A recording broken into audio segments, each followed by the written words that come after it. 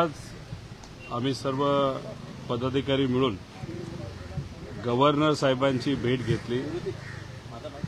Governor साहेबांना भेटण्याचं कारण काही विषय माझ्या मतदारसंघातले होते जे त्यांच्या अंतर्गत येतात आणि काही विषय हे महाराष्ट्राच्या हिताचे होते। त्यातले काही विषय आम्ही आपल्याला सांगतो। केंद्र सरकारने जो पेपरफुटीचा कायदा केला तो राज्यात यावा यासाठी आम्ही सगळेजण गेले अनेक वर्ष प्रयत्न करत आहोत। उत्तराखंडमध्ये तिथे असणारे जे गव्हर्नर आहेत त्यांनी स्वतःहून पुढाकार घेऊन तसा कायदा उत्तराखंडमध्ये केला।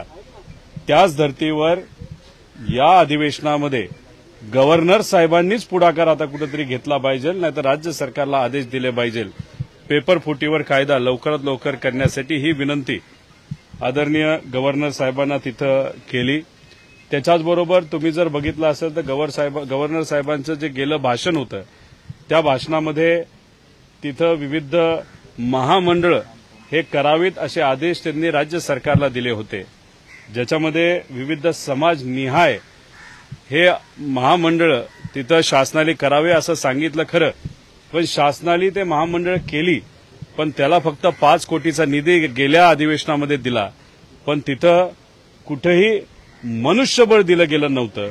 त्यामुळे हे जे सर्व जे महामंडळ आहे ज्याच्यामध्ये शामराव पेचे आर्थिक विकास महामंडळ, जगत ज्योती महात्मा बसवेश्वर आर्थिक विकास मंडळ, संत काशीबा गुरव युवा मंडळ, संत सेनाजी महाराज, पैलवान कैलासवती मारुती चव्हाण वडार महामंडळ, राजे उमाजी नाईक आर्थिक विकास महामंडळ, असे सर्व महामंडळ आहेत। राज्य सरकार धूळफेक तिथं करतंय। 200 कोटी कमीत कमी निधी या प्रत्येक महामंडळाला या अधिवेशनामध्ये देण्याला या सरकारला भाग पाडावं असं तिथं आदरणीय गव्हर्नर साहेबांना सांगितलं। त्याच्याचबरोबर अधिवेशनामध्ये अनेक वेळा माझ्या MIDCचा मुद्दा मी मांडला। मंत्र्यांनी आश्वासन दिलं, शब्द दिला, पण हे सरकार तो शब्द ऐकत नाही, मंत्री ते ऐकत नाहीत। म्हणून शेवटी हा अधिकार हा गव्हर्नर साहेबांचा असतो की सरकार जर चुकीच्या पद्धतीने वागत असेल तर त्यात लक्ष घालायचा। त्यामुळे हाही मुद्दा आदरणीय गव्हर्नर साहेबांना देऊन उदय सामंत साहेबांना, मुख्यमंत्री साहेबांना, दोन्ही उपमुख्यमंत्री साहेबांना आदेश द्यावेत की ज्या पद्धतीने अधिवेशनामध्ये शब्द दिला तसा शब्द मंत्री महोदयांनी माझ्या मतदारसंघातल्या MIDCच्या बाबतीत ऐकावा। त्याच्याचबरोबर सावित्रीबाई क्रांतिज्योती सावित्रीबाई फुले पुणे विद्यापीठ रिक्त पदं आणि इतरही जे सर्व भ्रष्टाचार आणि इतर मुद्दे आहेत त्याबद्दलची चर्चा, मी तिथं सदस्य आहे, पण सदस्य असताना सुद्धा मी अनेक वेळा मुद्दे मांडले असताना तिथं जे मॅनेजमेंट काउन्सिल आहे नाही तर VC ऐकतात, VC चांगले आहेत, पण इतर जे सर्व प्रशासकीय अधिकारी तिथं आहेत ते खूप चुकीच्या पद्धतीने काही गोष्टी तिथे करत आहेत। ड्रग्सचा वापर त्या युनिव्हर्सिटीमध्ये वापरलेला आहे। जे काही पैशाचं नियोजन आहे ते योग्य पद्धतीने होत नाही। 60% जास्त तिथं जी जागा आहेत त्या सगळ्या भरतीच्या बाकी आहेत। त्याच्याचबरोबर मराठीच्या प्रोफेसरला इंग्लिश शिकवावं लागतं, अशी परिस्थिती ही या जगात नाही तर या देशामध्ये अतिशय नावाजलेली युनिव्हर्सिटी क्रांतिज्योती सावित्रीबाई फुले युनिव्हर्सिटी तशी ती परिस्थिती आहे। त्यामुळे आपण प्रमुख म्हणून त्याच्यामध्ये लक्ष द्यावं आणि त्याच्याचबरोबर माझ्या मतदारसंघातला जो शेतीच्या पाण्याचा मुद्दा आहे जो MWRRच्या अंतर्गत येतो आणि त्याचे प्रमुख हे गव्हर्नर साहेब आहेत, तसा हे सगळे मुद्दे आदरणीय गव्हर्नर साहेबांबरोबर त्यांच्यासमोर घेतले, चर्चा झाली। युवांचे प्रश्न, विद्यार्थ्यांचे प्रश्न, पेपरफुटीचे प्रश्न, अशा अनेक विषयांवर सकारात्मक चर्चा ही गव्हर्नर साहेबांबरोबर झाली आणि आम्ही सरकारला नक्कीच सांगू, सरकारशी तिथं बोलू आणि जेव्हा तिथं आम्ही येऊ तेव्हा सामान्य लोकांच्या वतीने हे सर्व मुद्दे आम्ही मांडू असं आश्वासित त्यांनी आम्हा सगळ्यांना तिथे केलेलं आहे। त्यांचे मनापासून मी आभार व्यक्त करतो। हिंदी में ब्रीफ कर दीजिए। पुण्यातून प्रमाणात वेगवेगळ्या गोष्टी बाहेर येतात। अगोदर कोर्शीकाड अपघात असेल, काल ड्रग्स एकदा पुणे युनिव्हर्सिटीमध्ये सुद्धा ड्रग्ज सापडलं गेलं होतं। त्याच्याचबरोबर पोर्श जो अपघात झाला त्याच्यामध्ये सुद्धा काय घडलं हे आपल्या सगळ्यांना माहिती आहे। त्याच्याचबरोबर महाराष्ट्रामध्ये कितीतरी कोटी, हजारो कोटी रुपयाचं ड्रग्ज हे सापडलेलं। त्याच्याचबरोबर काल परवा एका हॉटेलमध्ये तिथं सहजपणे कुठेही बिनधास्तपणे न घाबरता ड्रग्सचा वापर त्या हॉटेलमध्ये केला जात होतो। म्हणजे त्याचा अर्थ एकच आहे की हे सरकार सत्तेच्या धुंदीमध्ये आहे आणि युवा पिढी बेरोजगार आहे, त्यांना कुठेही संधी दिली जात नाही आणि मोठा वर्ग हा युवांचा कुठेतरी ड्रग्सच्या धुंदीमध्ये अडकलेला हे आपल्याला बघायला मिळतं. त्यामुळे फडणवीस साहेबांनी केंद्र सरकारला नाही तर त्यांच्या भाजपचे त्यांना विनंती केली होती की त्यांना पदमुक्त करावं. मला असं वाटतं की इलेक्शनमध्ये जो निकाल लागला त्याच्यासाठी पदमुक्त करण्यापेक्षा ज्या पद्धतीने होम मिनिस्ट्री आज या राज्यामध्ये चालू आहे, तिथं कोयता गँग असेल, ड्रग्सचे प्रकरणं मोठ्या प्रमाणात वाढली गेली असेल, गुंडागर्दी मोठ्या प्रमाणात वाढली, गुंडाचा वापर इलेक्शनसाठी केला गेला. त्यामुळे भाजपच्या मोठ्या नेत्यांनी त्यांना पदमुक्त नसलं केलं तरी सामान्य लोकांच्या हितासाठी आम्ही त्यांना विनंती करतो की तुम्ही पदमुक्त व्हा. कारण का होम मिनिस्ट्री आज फार खालच्या लेवलला काम करत आहे. कुठेही तिथं लक्ष हे होम मिनिस्ट्रीचं या महाराष्ट्रामध्ये नसल्यामुळे हे ड्रग्ज आणि ह्या सगळ्या गोष्टी आता वाढत चाललेल्या आहेत. नाशिकची निवडणूक आहे त्या नाशिकच्या निवडणुकीमध्ये शिंदे गटाचे जे उमेदवार आहेत त्यांच्याकडून नथ, महागड्या, पैठणी अशा स्वरूपाच्या वस्तू ज्या आहेत त्या दिल्या जात आहेत असा व्हिडिओ जो आहे सुषमा अंधारे यांनी ट्विट केला. आता पैशाचा वापर मोठ्या प्रमाणात लोकसभेमध्ये केलाच गेला. त्याच्याचबरोबर एमएलसीचं इलेक्शन आता जे चालू आहे त्याच्यामध्ये सुद्धा अशा पद्धतीने नथ असेल, साड्या असतील, इतर काही गोष्टी दिल्या जात आहेत आणि त्याच्याचबरोबर महायुतीमध्ये गोंधळ सुद्धा झालेला आपण सगळ्यांनी बघितलेला. त्यांचे उमेदवार आहेत किती हे सुद्धा आता लोकांना माहीत नाही. या गोंधळात गोंधळ असताना पैशाचा, दबावतंत्राचा, आमिष दाखवण्याचा प्रकार हा एमएलसी इलेक्शनमध्ये सुद्धा महायुतीच्या विविध उमेदवारांकडून केला जातो हे कुठेतरी आता बघायला मिळालेलं आहे. पण कितीही पैशाचा वापर केला तरी तिथं योग्य व्यक्तीच निवडून येईल असा विश्वास वाटतो. पिपाणी हे फ्रीज करण्याची मागणी लोकसभा आयोगात केलेली आहे. या बाबतीतली चर्चा झाली होती. ते जे चिन्ह आहे नाही तर त्याचा ज्या पद्धतीने प्रचार केला गेला तर ते कुठेतरी दिशाभूल नागरिकांची नाही तर मतदारांची मोठ्या प्रमाणात केली जाते आणि लोकशाहीमध्ये दिशाभूल करणं हे योग्य नाही. आणि त्या हेतूतून जे काही आकडेवारी आली पिपाणीची आणि त्याला मिळालेलं मतदान उमेदवार अनोळखी असताना सुद्धा, त्यामुळे कदाचित आमच्या पक्षाने त्याबाबतीत निर्णय घेत इलेक्शन कमिशनला सुद्धा तक्रार केली असावी. तेलंगणा सरकारने कर्जमाफी केलेली आहे शेतकऱ्यांसाठी, महाराष्ट्रात सुद्धा तशी मागणी होत आहे, कसं पाहता याकडे? या बाबतीत अनेक वेळा आम्ही बोललेलो आहे. जो काही दुष्काळ शेतकऱ्याला सोसावा लागला त्याच्यामध्ये शेतकरी खूप मोठ्या प्रमाणात अडचणीत आलेला आहे. विम्याचा पैसा जो वेळेवर मिळाला पाहिजे होता तो तिथं मिळाला नाही. फक्त 41 तालुक्यांना ते सुद्धा गेल्या महिन्यामध्ये केंद्र सरकारकडनं दुष्काळ निधी आलेला आहे.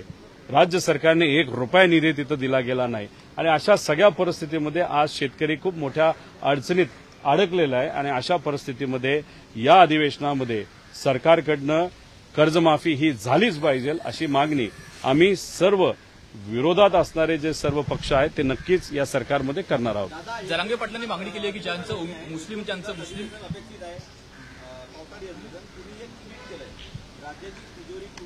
राज्याला हादरवून सोडणारा मोठा खुलासा येत्या 2 दिवसात करणार आहे. काय नेमकं स्फोट आहे? 2 दिवस थांबा. फार मोठा स्फोट आहे. त्याच्यामध्ये असं म्हणलं जातं की 5,000 कोटीपेक्षा जास्त कमिशनचा तो विषय आहे.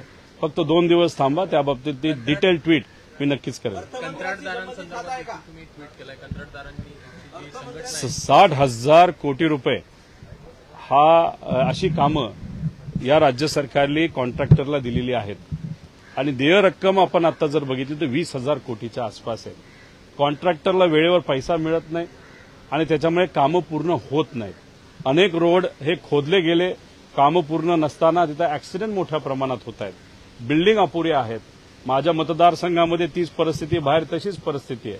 म्हणजे सामान्य लोकांचा टॅक्सचा पैसा हा कामाला लावला गेला, खर्च केला गेला, पण तो पूर्ण न होताना त्याचा सामान्य लोकांना कुठेही फायदा होत नाही.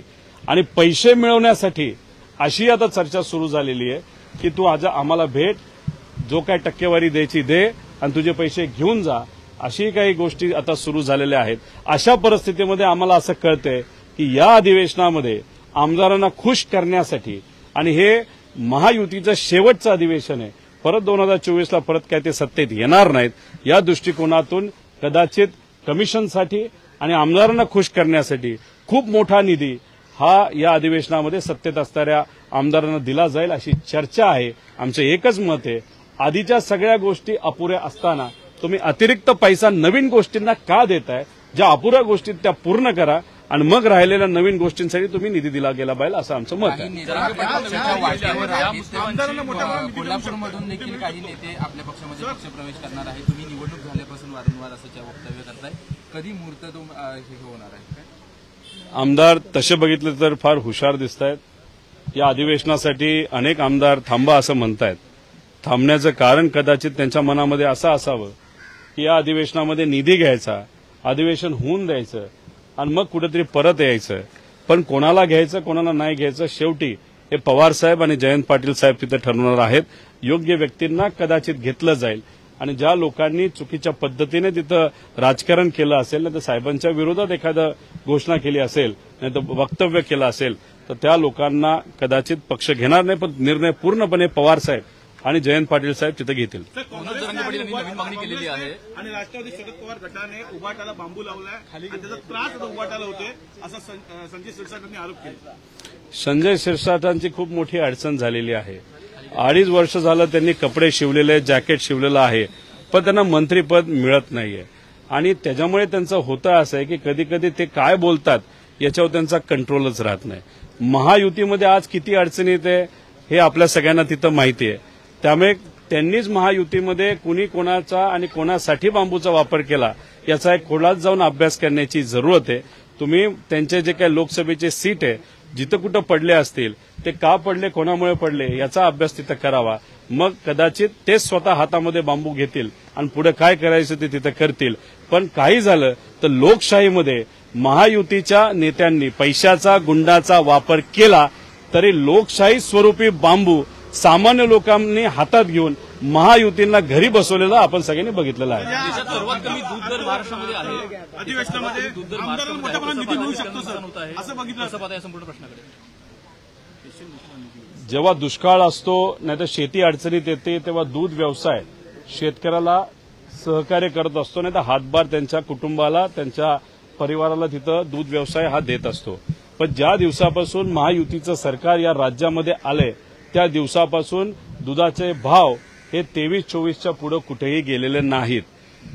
आपले जे दूध व्यवसाय मंत्री आहेत ते इतके करामती आहेत, त्यांनी एक निर्णय हा कपातीच्या बाबतीत म्हणजे SNF आणि ह्या विषयाच्या बाबतीत त्यांनी एक निर्णय घेतला. तो निर्णय आज घेतला आणि दुसऱ्या दिवशी 4 रुपयाली रेट पडले. त्यामुळे यांना दूध कलेक्शन करणाऱ्या कंपनीचं पडलंय पण शेतकऱ्याचं पडलेलं नाही. खर्च शेतकऱ्याचा वाढला आहे, दूध परवडत नाही, पण या सरकारला काही त्याचं पडलेलं नाही. 5 रुपये ते देणार होते, ते 5 रुपये सुद्धा बहुतांश शेतकऱ्याला अजून मिळालेले नाहीत. आणि त्यामुळे शेतकऱ्याने आणि तिथं असणाऱ्या सामान्य लोकांनी त्या महायुतीच्या उमेदवाराला लोकसभेला तिथं धुडकावून लावलेलं आहे. या अधिवेशनामध्ये त्या बाबतीत ते काय करतात हे बघावं लागेल. पण आमचं एकच मत आहे, याच्या पुढे तुम्ही काय करताय ते तर महत्वाचं आहे. पण गेल्या 6 महिन्यामध्ये आमच्या शेतकऱ्याचं जे नुकसान झालंय 4,000 कोटीचं, त्या बाबतीत तुम्ही शेतकऱ्याला काय मदत करणार आहे दुधाच्या बाबतीत हे सुद्धा आम्ही तिथं बघणार आहोत.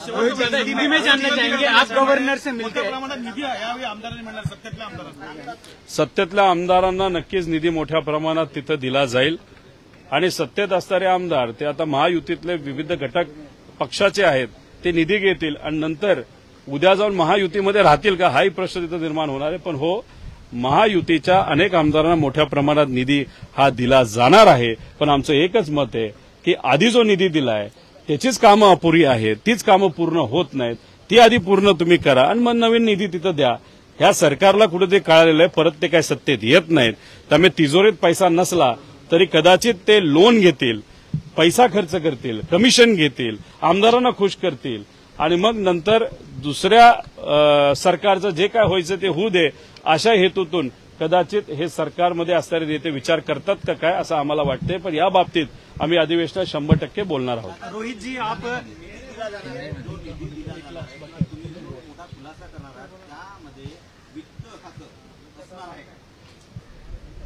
जो खुलासा मी करणार आहे त्याच्यामध्ये विविध खाती आहेत आणि त्या विविध खात्याचे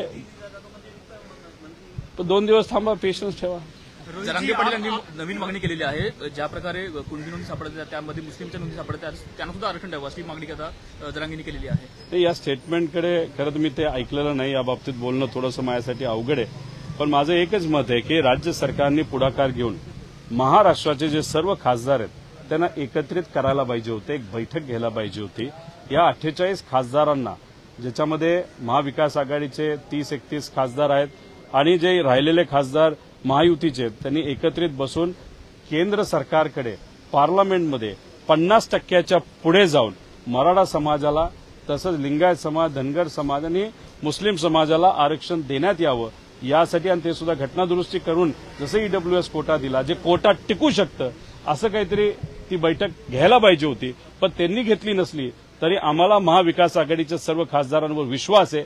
100% आरक्षणाच्या बाबतीत पार्लमेंटमध्ये जिथं खऱ्या अर्थाने तो विषय आजपर्यंत मांडायला पाहिजे होता, आम्ही मांडत होतो पण सत्तेतले लोक मांडत नव्हते, तिथं तो विषय मांडला जाईल, चर्चा होईल. मग हे भाजपचं जे एनडीएचं सरकार आहे त्या बाबतीत काय करेल हे आपल्याला बघावं लागेल. हिंदी में जानना चाहेंगे, आप गवर्नर से मिलके आए, क्या निवेदन दिया है, किन किन इश्यूज पे निवेदन दिया? गवर्नर साहब से हम सब मिले, वहां पे बहुत सारी चीजों पे चर्चा हुई थी. पहला जो मुद्दा हमने लिया था, जो पेपर होते हैं या जो भर्ती होती है राज्य सरकार की, वहां पे जो पेपर फूटी का कायदा आना चाहिए, तो उस कायदे के बारे में हमने उनसे बात की कि उत्तराखंड में वहां के जो गवर्नर साहब है उन्होंने निर्णय लिया था वो कायदा लाने का. राज्य सरकार को हर वक्त हम बता रहे, बोल रहे, विषय मान रहे, उसके लिए 800 किलोमीटर हम चले.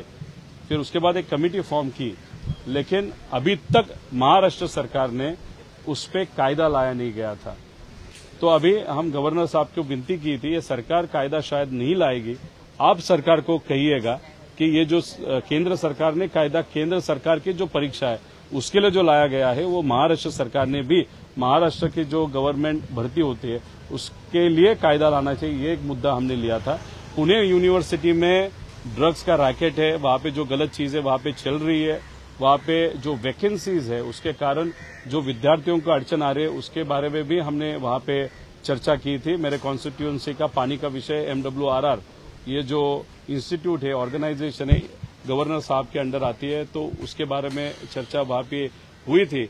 और महाराष्ट्र में जो सब महामंडल है वो गवर्नर साहब के अंडर आते हैं. ये राज्य सरकार ने सिर्फ पॉलिटिकल गेन के लिए विविध समाज के अंतर्गत अलग अलग महामंडल वहां पे जाहिर किए थे. उसके लिए सिर्फ 5 करोड़ निधि वहां पे दिया था, लेकिन मैन पावर दी नहीं गई थी. तो हमने अभी गवर्नर साहब से विनती की कि वहां पे मैन पावर देने की जरूरत है.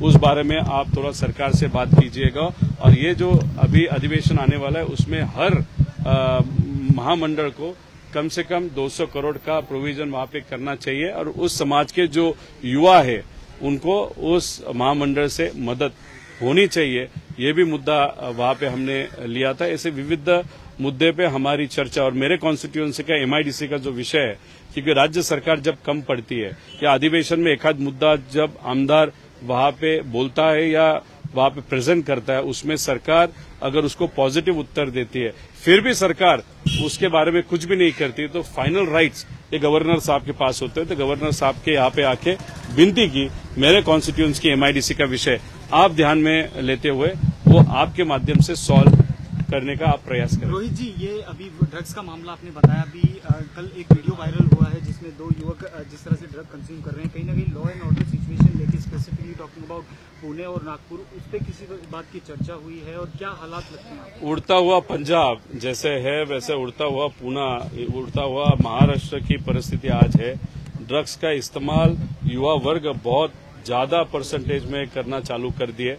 दूसरी बात, अगर हम महाराष्ट्र की बात करें तो जो होम डिपार्टमेंट है उनके माध्यम से जो लॉ एंड सिक्योरिटी का विषय है वो बहुत गलत तरीके से हैंडल किया गया है. अगर आप देखें तो पूना में कोयता गैंग है, मर्डर परसेंटेज बढ़ गया है, गुंडों का इस्तेमाल इलेक्शन में महायुति मतलब एनडीए के जो घटक पक्ष है उन्होंने बहुत ज्यादा तरीके से किया है. तो शायद गुंडों को और ये जो ड्रग्स माफिया है उनको ऐसा लगने लग गया है कि एनडीए जो सरकार है, भाजपा का जो सरकार है वो गुंडों का सरकार है, यहाँ पे कुछ भी किया जाएगा तो हमको सपोर्ट किया जाएगा.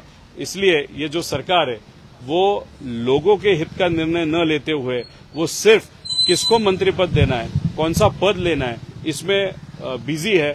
इसलिए इस अधिवेशन में हम ये भी मुद्दा ड्रग्स का विरोधी पक्ष या एनडीए का जो भी घटक पक्ष है, हम सब मिलकर वहां पे ये मुद्दा लेंगे। सर, आपने रिसेंटली कहा था कि some of the MLAs of Ajit Pawar NCP are in touch with you. कब तक हम देख सकते हैं? See, most of the MLAs from Ajit Dada party are in touch with us, but final decision would be taken by Pawar Saab and Jayant Patil ji. They will take a call who to take, who not to take. But what we understand is now our session is going to start. During the session, some funds would be given to the MLAs who are in power. So I think the MLAs are waiting for this session. They will take the money and they will take a call. But finally, Mr. Pawar and Mr. Jayant Patil ji would take the call. How many numbers you could just? Lot of people, lot of MLAs are in touch, but how many to take? The final call is with Pawar ji and Mr. Jayant Patil ji. अमरावतीमध्ये खासदार कक्ष मिळत होता, यासाठी आंदोलन केलं गेलं. काँग्रेसने कुलूप तोडून त्याचा ताबा मिळवला आहे. कार्याचं कसं पाहता? आता 4 महिन्यासाठी महाविकास आघाडीच्या सर्व घटक पक्षाला आणि इंडिया आघाडीच्या सर्व घटक पक्षाला आंदोलन काही प्रमाणात करावं लागेल. 4 महिन्यानंतर लोकांच्या कृपेने, आशीर्वादाने महाविकास आघाडी सरकार या राज्यात येणारच आहे. त्यावेळेस मग भाजपच्या सर्व नेत्यांना काय करावं लागेल त्या वेळेस आपल्याला कळेलच. पण महाविकास आघाडी सरकार आल्यानंतर गेल्या 3 वर्षामध्ये महायुतीच्या सरकारमध्ये सामान्य लोकांना जे काही दुर्लक्षित केलं गेलं होतं, त्यांच्या बाबतीतले निर्णय हे घेतले गेले नव्हते. आम्ही सर्वजण मिळून महाविकास आघाडीमध्ये ते निर्णय घेऊच. पण भाजपचे जे विचित्र वागणारे नेते आहेत आणि त्यांना साथ देणारे जे सर्व अधिकारी आहेत, त्यांना मात्र आम्ही सोडणार नाही, एवढंच या ठिकाणी सांगतो. शरद पवार जी ने एक पत्र भी लिखा है जो पार्टी सिंबल को लेकर कंफ्यूजन क्रिएट हुआ है, उसके बारे में? डेफिनेटली आगे जाते हुए जो तुतारी, जो अलग पिपानी करके जो चिन्ह है, जिसके बारे में बहुत सारा कंफ्यूजन वोटर्स में हुआ था, उसका ऑब्जेक्शन हम लिया होगा, नहीं तो लेंगे. उसका मेन रीजन है, अगर वोटर कंफ्यूज है तो वो लोकशाही के लिए या डेमोक्रेसी के लिए अच्छी चीज नहीं होती. तो जो सत्ता में उन्होंने उसका इस्तेमाल बहुत अच्छे तरीके से किया था, आगे जाके उसका इस्तेमाल राजनीति में न हो और जो वोटर्स है उसको कंफ्यूज करने के लिए ना हो, इसके लिए हमने, मतलब पवार साहब ने उस बारे में लेटर लिखा होगा. उसके बारे में हम डेफिनेटली इलेक्शन कमीशन या कोर्ट में जाके न्याय मांगेंगे.